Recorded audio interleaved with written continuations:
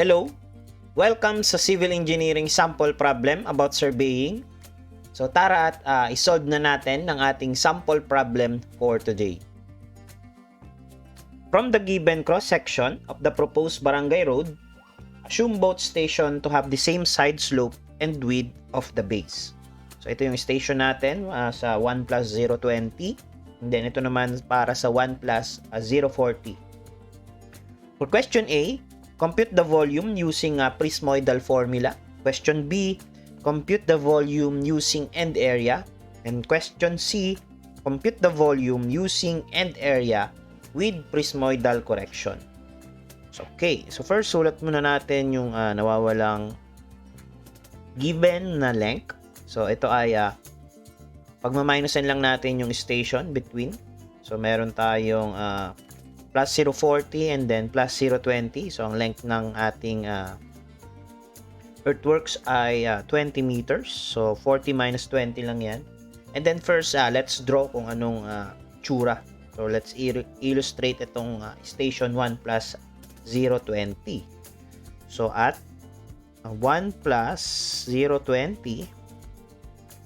So, first, mag-start tayo ulit mag-illustrate sa center and then kunin natin yung may mga plus. So, meron tayong tatlo dyan. So, center and then left and right. Unahin natin si 1.5. So, medyo mas mataas to. So, scale natin ng maayos. So, 1.5. Let's say this. And then, 2.3. So, tayong konti. And then, yung ating length. So, okay natin. So, yung length natin is 6.45. So, ito ay 6.45. Then, ito naman ay plus 2.3 and then plus 1.5. So, dahil walang given na width, pero meron tayo sabi same side slope and width of the base. So, almost the same yan. Gawa tayo dito ng base natin. Let's say ito pa siya, yung longer. Pero pag hinhalf natin yan, let's say ito. Ayan. So, half niyan is B over 2. B over 2. Ayan. And then, sa right side naman, i-draw natin. So, meron tayong plus 1.0 para sa ating arrow. So, lagyan natin to ng mga arrow din. So, meron tayong plus 1.0. Let's say, dito lang siya. 1.0. And then, yung length natin dyan ay 4.5. Ayan. So, meron tayong length na 4.5. Ayan. And then, let's connect ngayon yung mga arrowhead. So, ito. Ayan. Ayan. And ito. Okay. So, ayan. So, na-draw na natin yung sa ating station 1 plus 020. So, let's draw naman yung ating 1 plus 040. 1 plus 040. So, ganun pa rin. Mag-start pa rin tayo sa center and then left and right. So, yung arrow natin ay 1.2. So, let's check. 1.2. Mas mataas to and then mas mataas yung sa right. Pinakamababa yung sa center. So, assume natin na ganyan lang siya kaliit. Plus 1.2. So, sa right na sa left naman.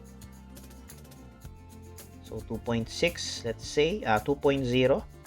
Then, drawing din natin yung ating base. So, ayan. And then, sa right natin is 2.6. So, medyo mataas.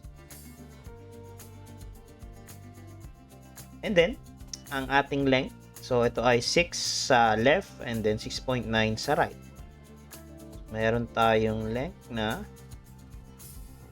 6. Dito naman sa ating right ay 6.9. And then, let's connect the arrow. Ating mga arrowhead. Ayan. Ayan. And then, dito medyo mataas. And then, ito, pababa. Okay. So, ayan. So, ngayon, lagyan na rin natin ng separator para mabilis natin makompute yung ating mga area. So, triangle. Ayan. So, same din, both side. So, parehas na station, gagawin din natin.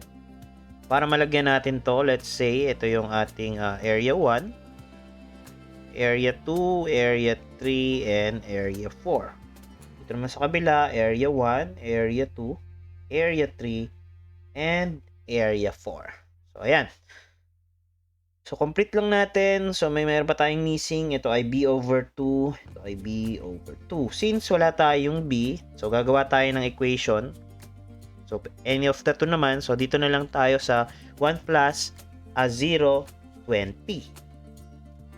So, meron tayo dyang, pwede nating lagyan dito ng, since yung ating given or yung problem, yung situation natin, same side slope. So, pwede natin lagyan yung ating value or yung ating length dito sa gilid. Ito. So, may length kasi yan. Ayan. So, ang length nyan is yung ating 2.3. Ito. Ating 2.3s. So, ating lagyan yan. So, 2.3s. And then, dito naman sa kabila. Ayan. So, 1.0s. Ayan. So, using ito. Kasi ito, equal to yung length nito. Equal yan dito sa 6.45. And then, dito naman, equal naman yan dito sa 4.5. So, gawa tayo ng ating equation. So, unahin natin itong sa left side. Dito muna tayo. So, meron tayo dyang 2.3s plus b over 2 equals, yung ating total length na yan is 6.45. So, ito yung ating magiging equation 1. So, dito naman sa kabila, sa susunod, sa ating right side, so, meron naman tayo dyang 1.0s plus yung ating b over 2 equals yung ating total length na 4.5. So, ito naman yung ating magiging equation 2. So, solving equation 1 and equation 2. So, ayan, solve natin. So, meron tayong change sign. So, ito magiging negative. Ito din ay magiging negative. So, meron tayo dyang 1.3s kasi 2.3 minus 1.0s is equal to 1.3s. Then, yung ating b over 2 is makakancel na siya. Then, next is yung ating 6.45 minus 4.5. So, meron tayo dyang 6.45 minus yung ating 4.5. Meron tayo dyang 1.95. Therefore, yung ating s equal siya sa 1.95 over yung ating 1.3. So, s equals, divide lang natin to sa 1.3. Meron tayong 1.5. And then, solving yung ating b, kasi yung base yung kailangan nating mahanap. Kasi siya ang magiging susi para ma-solve natin yung mga area. Meron tayo, gamitin na lang natin si equation 1.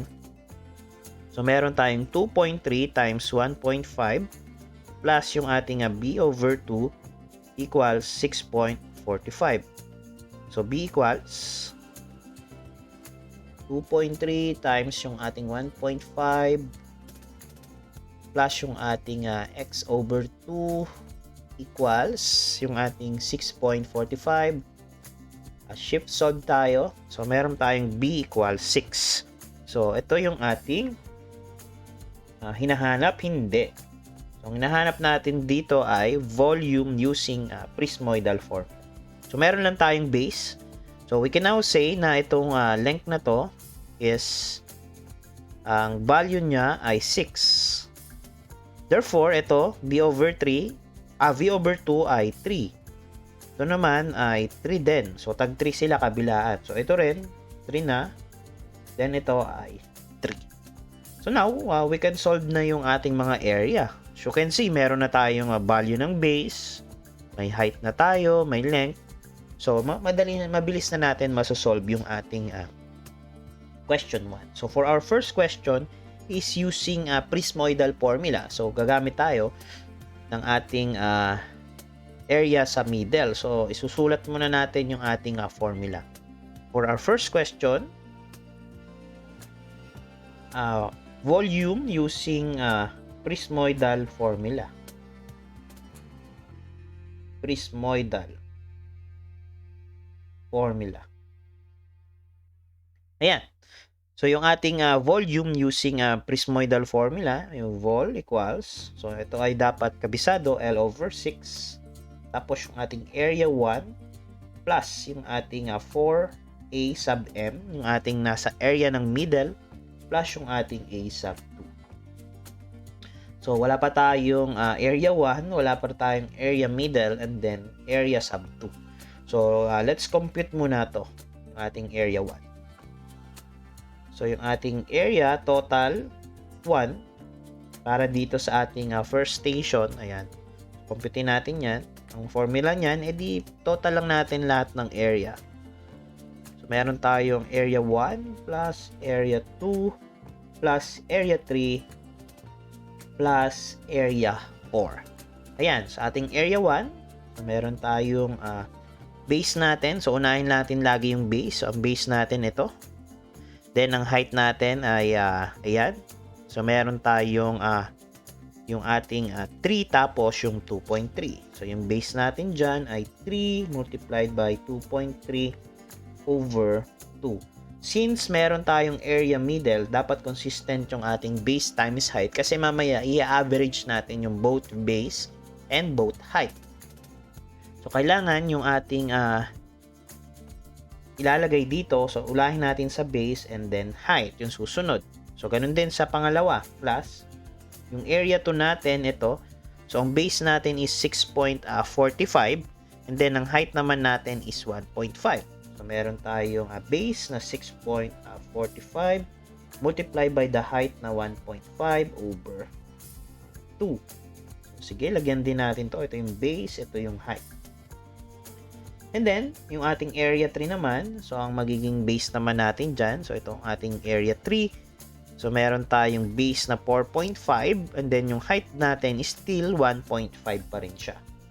Meron tayong 4.5 na base, multiplied by height natin na 1.5 over 2.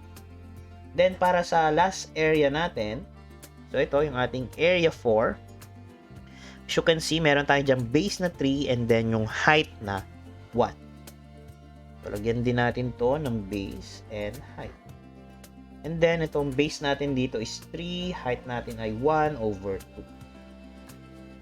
So, ay base and height. Ayan. So, meron tayong area total ng 1.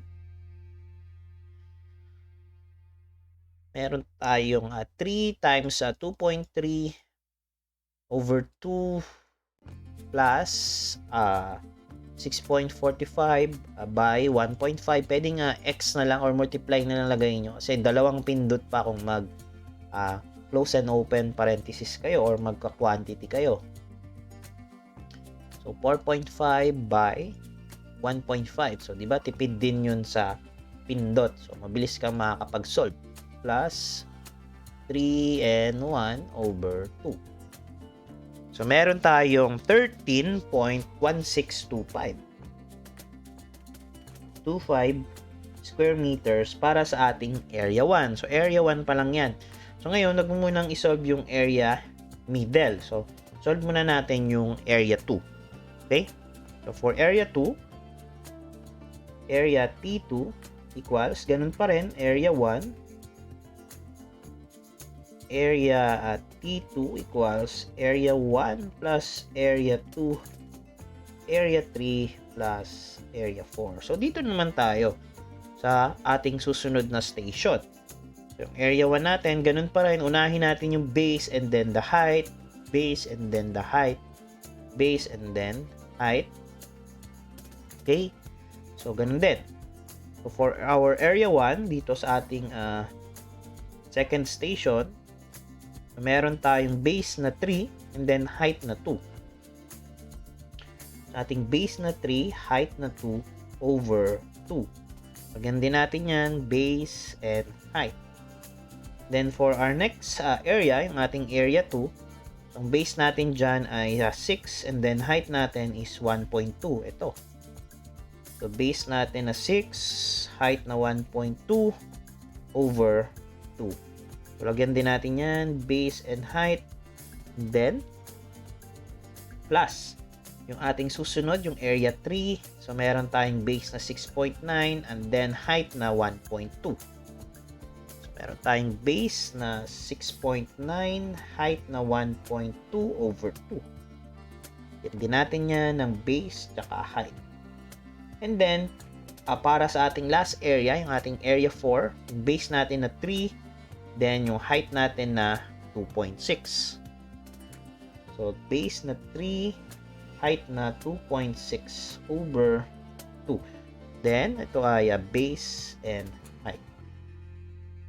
Okay?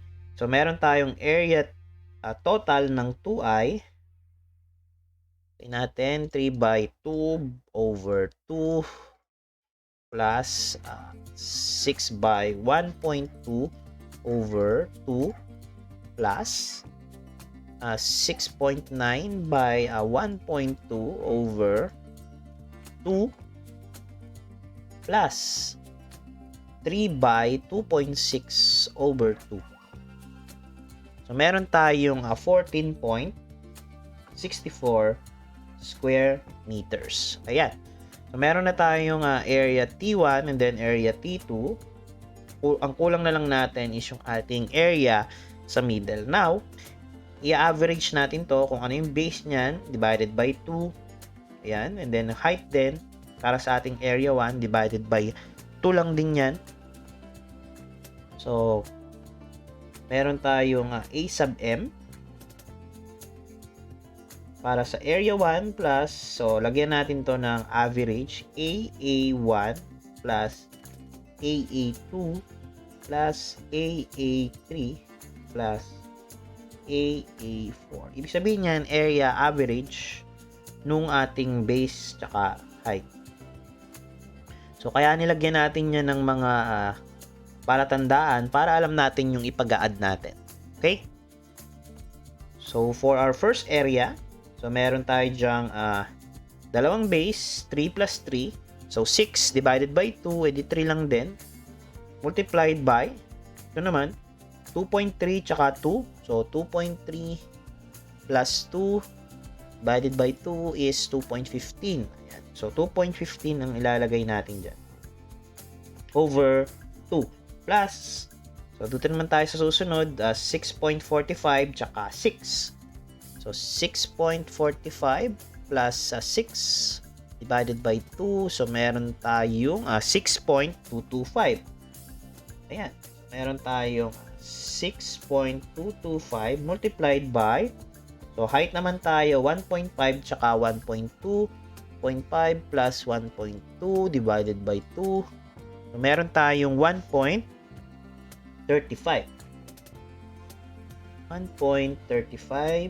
over 2 pa rin yan. Plus. So, dito tayo sa area 3. So, 6.9 tsaka 4.5. So, 6.9 plus 4.5 divided by 2. So, meron tayong 5.7. So, 5.7 multiply by, yung ating susunod ay 1.5 tsaka 1.2, which is parehas lang kanina. So, alam na natin yan, 1.35. Hindi na natin pipindutin yan. Over 2 plus yung ating last na area. So, meron tayong 3 plus 3. So, 3 din yan. Multiply by, ito 2. 2.6 tsaka 1. So, 2.6 plus 1, 3.6. Divided by 2 is 1.8. Ayan. So, 1.8. 1.8 over 2. Ayan. So, i-total lang natin yan. So, ganun ha. Kaya naglagay tayo dyan ng mga description or legend para mabilis tayo makapag-average. Meron tayong 3 by 2.15 over 2 plus yung ating 6.225 by 1.35 over 2. Ayan, plus yung ating 5.7, yung 1.35. Ayan, nalagyan ko ng parenthesis. Sige, ganun din yun. 2 plus yung ating 3 by 1.8 over 2. Ayan. So, meron tayong 13.974. 13.974 375 square meter. So, store na lang natin yan sa A. Since mahaba kasi yung decimal niya, store na lang natin para mabilis tayong makapag-solve mamaya. So, now, meron na tayong A sub M, 81, saka 82. So, kompleto na tayo. So, may length naman tayo. Ayan o, yung given. Okay?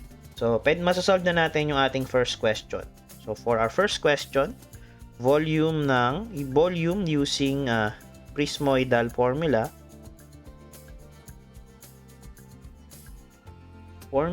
So, meron tayong volume equals L over 6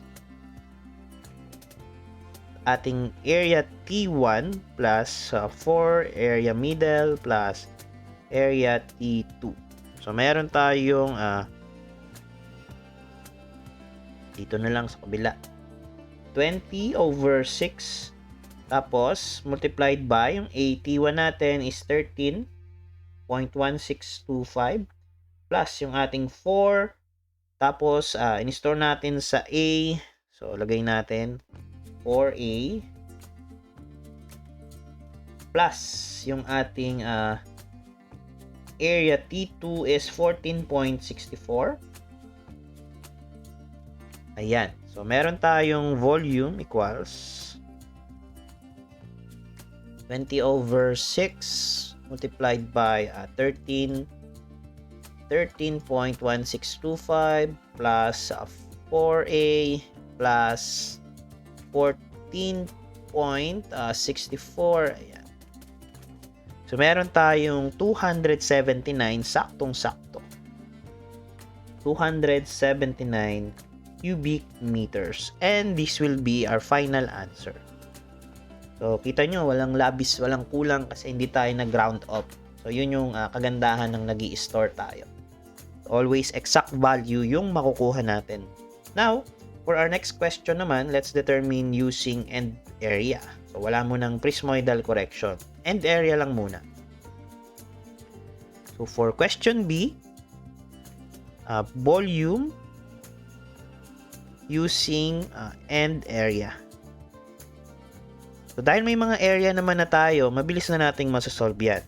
So, dapat alam lang natin yung ating formula. So, ano bang formula ng end area? V equals yung ating parang trapezoid lang.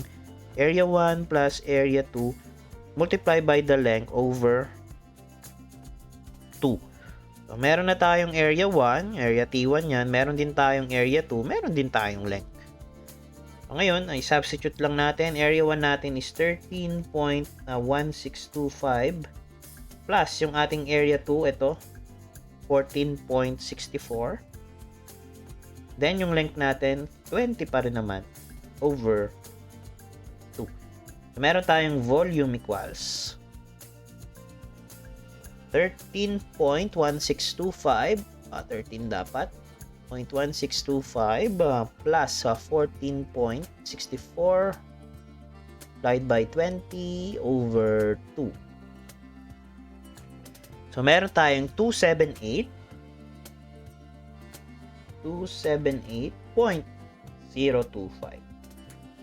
cubic meters. And this will be our final answer para sa ating end area. Ngayon, para sa ating last question, question C, volume naman using end area pa rin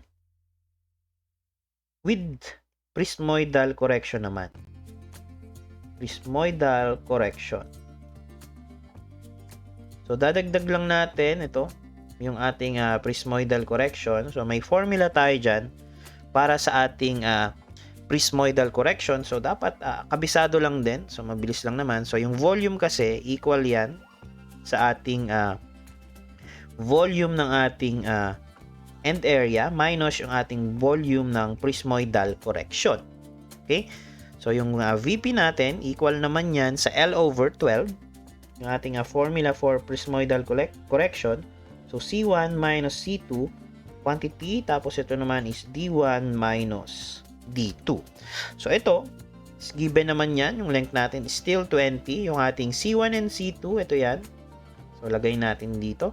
Pwede mo na rin ilagay sa iyong formula or given. Ayan, C1, C2. Tapos, yung D1 naman, for D1, so, pa-plus mo lang yan, yung dalawang nasa left and right. So, 6.45 plus 4.5.